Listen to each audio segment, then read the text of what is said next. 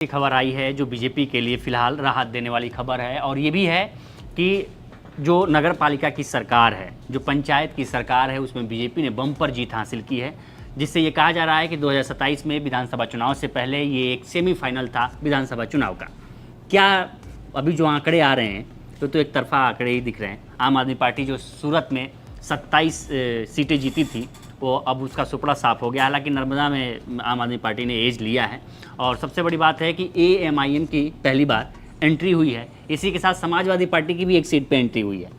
कैसे देख रहे हैं इस चुनाव को? नहीं देखिए, सबसे बड़ी बात है कि 27 में जो चुनाव हो रहा है यूपी, उत्तराखंड, गोवा, गुजरात और पंजाब। अच्छा, अभी भगवंत मान साहब और अरविंद केजरीवाल लगातार कैंपेन कर रहे थे गुजरात में, खासकर लोकल बॉडी चुनाव को लेकर, और मान रहे थे। अच्छा, सबसे बड़ी बात है कई ऐसे पर्यवेक्षक मान भी रहे थे कि जो 27 का चुनाव होगा ना, वो कांग्रेस टक्कर नहीं देगी, आम आदमी पार्टी टक्कर देगी। नहीं, इसका आकलन हम लोग लगा रहे थे 2022 में।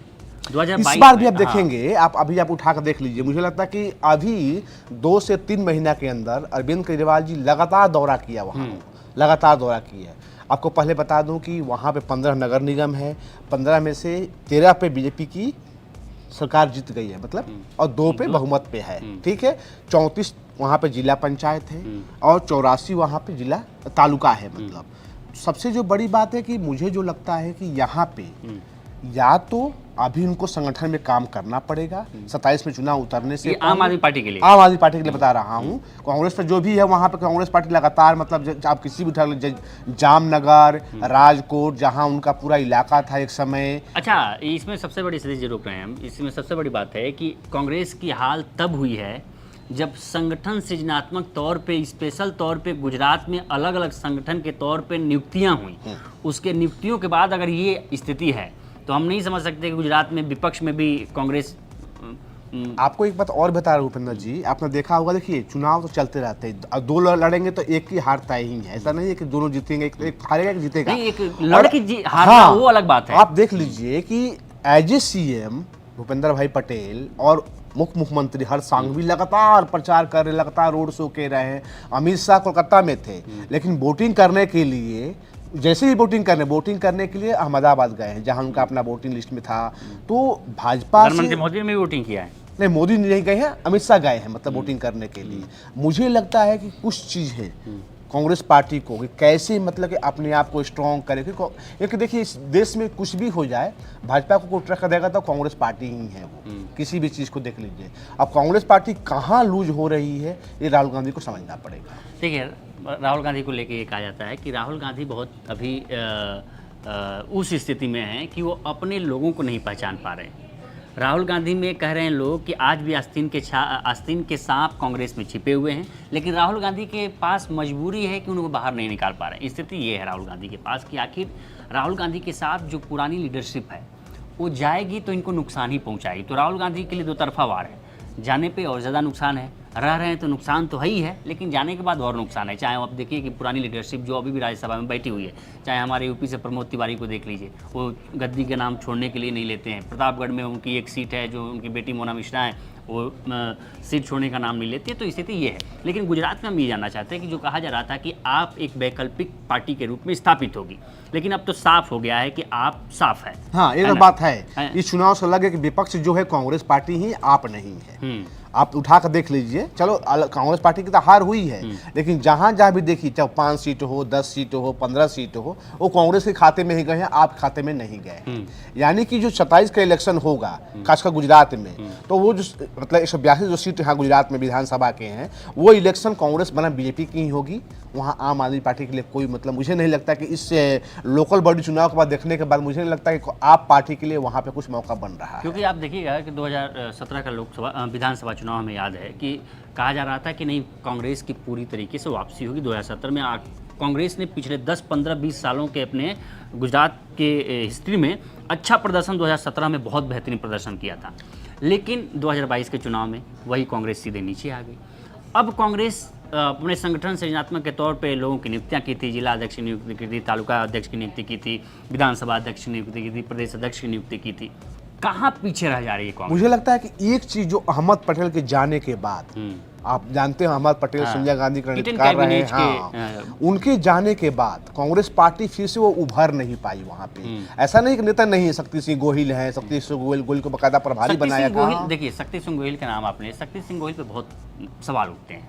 वहाँ के जो स्थानीय लीडरशिप है, दूसरी बात जो और लीडरशिप है वो आगे नहीं आ पाती है, शक्ति सिंह गोहिल के छाए तले रह जाती है, नहीं देखिए, बढ़ने नहीं देते हो। आपको सामने एक कमलनाथ का है, कमलनाथ के छाये से कोई बाहर नहीं निकल पाया, लेकिन आंग कांग्रेस पार्टी ने जीतू पटवारी के नाम पे उन्होंने खेला, मध्य प्रदेश के बता रहा हूँ, तो कांग्रेस वहाँ पे काफी आगे मतलब हो रही है। अब देखिए उठा के मतलब कांग्रेस पार्टी, आप जीतू लगातार प्रदर्शन कर रहे हैं, सरकार को लगातार घेर रहे हैं, विधानसभा में 3-3 बजे तक हंगामा हो रहा है। तो कांग्रेस पार्टी को कुछ एक यंग नेता जिनको जैसे अल्पेश ठाकोर हैं, उनको आगे करना चाहिए और उन पे खेलना चाहिए। बिहार में कन्हैया कुमार है, कांग्रेस पार्टी जो अलग बात है, हार जीत लगी होती है, लेकिन कन्हैया आज खेल रहे हैं, खुल के सामने आ रहे हैं। ऐसी तरह कांग्रेस पार्टी को जो यंग उनके पास हैं उनका यूज करना पड़ेगा। कन्हैया को लेके, कन्हैया पे हम लोग थोड़ा डिरेल हो रहे हैं गुजरात से हटके, लेकिन कन्हैया को लेके ये कहा जाता है कन्हैया बोलते बहुत अच्छे, नेता अच्छे नहीं है। हाँ, बोलते बहुत अच्छे, नेता अच्छे नहीं है। बात वही है ना, ऐसे आपको कई उदाहरण हैं, कन्हैया कुमार ही नहीं, ऐसे कई उदाहरण हैं कि बोलते तो हैं लेकिन आप सामने देख लिए, अरुण जेटली साहब हैं, कई चुनाव हारे, कई चुनाव, लेकिन बोलते तो अच्छे वक्ता थे लेकिन चुनाव नहीं जीत पाए। ऐसे कई नेता हैं जो बोल तो सकते हैं लेकिन चुनाव नहीं जीत सकते हैं। कहा जाता है कि वो पार्षद के भी चुनाव नहीं जीत सकते हैं, चाहे वो मनमोहन सिंह हो या अरुण जेटली साहब हो, उन्होंने कभी चुनाव नहीं जीता। लेकिन जो सबसे अहम बात है, आपको याद होगा 2014 में जो चुनाव हुआ था, लोकसभा चुनाव, जब मोदी की पूरी लहर थी और भाजपा कई जगह में जीत गई, लेकिन अरुण जेटली साहब वहां से चुनाव, अमित शाह से चुनाव हार गए थे। तो कांग्रेस पार्टी को यदि इस 5 स्टेट के बाद जो 27 में इलेक्शन होंगे, खासकर गुजरात, गोवा, जहां कांग्रेस पार्टी, यूपी, उत्तराखंड में तो सुधा आप जान रहे हैं कि बीजेपी बनाम कांग्रेस की सरकार वहां पे है, तो वहां तो उनको ऐसे ही टक्कर देना होगा। गुजरात के लिए अभी से कांग्रेस पार्टी, खासकर राहुल गांधी को आगे आके संगठन को फिर से मजबूत करना पड़ेगा और एक यंग लीडर जो है उस पर उनको दांव खेलना होगा। अच्छा, 2-3 लीडर जो गुजरात के प्रोमिनेंट लीडर रहे, जो कभी कांग्रेस के साथ जुड़े, उसमें हार्दिक पटेल रहे, अल्पेश ठाकोर रहे, जिग्नेश मेवानी रहे। अल्पेश, अब तो हार्दिक पटेल चले गए हैं, बीजेपी में शामिल हो गए हैं, उसके अलग अपने मायने कहा गया कि भाई इतने केसेस हैं उन पे लग गए कि वो केस छुड़ाने के बहाने वो चले गए। लेकिन इसमें आखिर अल्पेश ठाकोर और जिग्नेश मेवानी आगे ये नेतृत्व क्यों नहीं आ पा रहा गुजरात में? इसके पीछे कारण है, राहुल गांधी को खुल खेलने का मौका ही नहीं दे रहे हैं। आप शक्ति सिंह गोहिल पे ही विश्वास करेंगे, शक्ति सिंह जो गोहिल करेंगे वही होगा। जब तक आप किसी नेता को खुल के खेलने का मौका नहीं देंगे तो कहाँ से आ पाएगा वो। यदि उन दोनों नेताओं को जिनका नाम आप ले रहे हैं उनको राहुल गांधी खेलने का मौका देते, एक को विधानसभा में विपक्ष नेता बनाए होते, एक को वहाँ का प्रदेश अध्यक्ष बना के खेलने का मौका देते, तब तो कुछ होता। लेकिन राहुल गांधी उनको पता ना पीछे से क्यों खेलने का मजबूर कर रहे हैं, उनको आगे खेलने का मौका ही नहीं दे पा रहे हैं। अब जीतू पटवारी को अपने उदाहरण दिया ना, कांग्रेस पार्टी को ऐसे हर स्टेट में करना पड़ेगा, क्योंकि देखिए भविष्य में जो भी टक्कर होगा वो कांग्रेस बनाम बीजेपी का ही होगा वो। तो राहुल गांधी को संगठन को मजबूत करते हुए, और अहमद पटेल का जो रोल था, अहमद पटेल वहाँ एज ए रणनीतिकार पूरे इंडिया को संभालते थे, लेकिन गुजरात को भी संभाल कर लेकर चल रहे थे। उनके जाने के बाद आपको पता, उनकी बेटी अलग है, उनका बेटा भी अलग हो गया, कांग्रेस पार्टी से कांग्रेस से दूर हो गए हैं। तो कहीं ना कहीं तो मामला हो रहा है कि राहुल गांधी उन लोगों से नहीं मिल पा रहे हैं या उन लोग से उनका मिलने का टाइम नहीं है। तो राहुल गांधी को इसके लिए आगे आना पड़ेगा। आम आदमी पार्टी की कहाँ गलतियाँ रही? सूरत में सोचिए कि आप कहा जा रहा था कि आम आदमी पार्टी एक वैकल्पिक पार्टी के रूप में आएगी, लेकिन सूरत में जो 27 सीटों से अब सीधे शून्य पे आ गई है, अब कहाँ आम आदमी पार्टी को कहाँ गुजरात में देख रहे हैं आप? नहीं, मुझे नहीं लगता 27 में कोई आम आदमी पार्टी का वहाँ पे है। यदि 27 का जो इलेक्शन होगा, आम आदमी पार्टी यदि पंजाब ही बचा ले, वही सबसे इनके लिए बहुत प्लस पॉइंट होगा, क्योंकि पंजाब आप भी जानते हैं कि बहुत कम ही सत्ता वहाँ रिपीट होती है, वो 5 साल के बाद वहाँ सत्ता बदल जाती है। तो बीजेपी से ही उनको टक्कर नहीं है, कांग्रेस पार्टी उनको वहाँ टक्कर देगी, बड़े अच्छे पैमाने पर देंगी। तो मुझे लगता है कि आम आदमी पार्टी को फिलहाल, अभी तो सांसद हाथ से निकल गए, अब उनको अपना पंजाब बचा ले, वही बड़ी बात उनके लिए रहेगी। एक बड़ा चर्चा में है अभी इसी गुजरात निकाय चुनाव में मनोज निनामा, जो IPS हैं, सिंघम कहे जाते हैं, अपना VRS ले लिया था उन्होंने। VRS लेके ज्वाइन की थी बीजेपी, और बीजेपी से जिला पंचायत का चुनाव लड़ा था। लेकिन वो 2700 वोटों से हार गए। यही नहीं, कांग्रेस से आम आदमी पार्टी से पूर्व विधायक रहे, वो भी हार गए। ऐसे जब वोट बीजेपी के, आप सोचिए कि बीजेपी की सुनामी मान लीजिए आप, अगर 90% इसलिए स्ट्राइक एक बार रेट और है, भी जोड़ रहा हूँ, एक बंदा बीजेपी का है भावनगर में, वो चाय बनाता है, वो चुनाव जीत गया, वो अच्छा, बंदा चुनाव जीत गया है। लेकिन अब देखिए कि अगर इतनी लहर में, लहर नहीं ये सुनामी है, हाँ। अगर इस सुनामी में अगर बीजेपी का प्रोमिनेंट कैंडिडेट हारता हाँ। है तो एक संदेश तो है कि नहीं, एक तो कांग्रेस के लिए बचा हुआ है कि नहीं है, हाँ। बस तुम्हें उसे उठाने की जरूरत बस, है, टटोलने की जरूरत है। यस। आपको बता दूं, देखिए अचानक कोई कैंडिडेट, अब हम हैं, हम अजय अधिकारी, आप कार्यकर्ता हो, आप कई सालों से अपने घर गांव में जिले में काम कर रहे हो और आपका टिकट कट करके हमको दे दिया जाता है, तो ये तो है कि अंदर जो बैठे हैं कार्यकर्ता, बीजेपी के ही कार्यकर्ता है, वो भी तो हराने के दमखम लगा रहे हैं। तो जो मनोज निर्मा के नाम बात ले रहे हैं, उनका हारने का जो मूल वजह यही है कि अचानक उठाया गया पैराशूट से, उनका ब्याज दिलवाया गया और उनको टिकट दे दिया गया। लेकिन वहाँ का जो कार्यकर्ता जो 20 साल से 25 साल से पार्टी के लिए काम कर रहा है और उसको टिकट नहीं मिल रही है, तो सबसे बड़ा हार का कारण नहीं है। अब चूंकि ये कहा जाता है कि पंचायत चुनाव हो, नगर पालिका के चुनाव, नगर निगम के चुनाव हो, ये कहा जाता है कि एक प्रो गवर्नमेंटेड चुनाव होते हैं और मान के चला जाता है कि हाँ, सरकार की उम्मीदें ज़्यादा होती हैं इन चुनावों में। 2027 के चुनाव में कांग्रेस को कहाँ देख रहे हैं?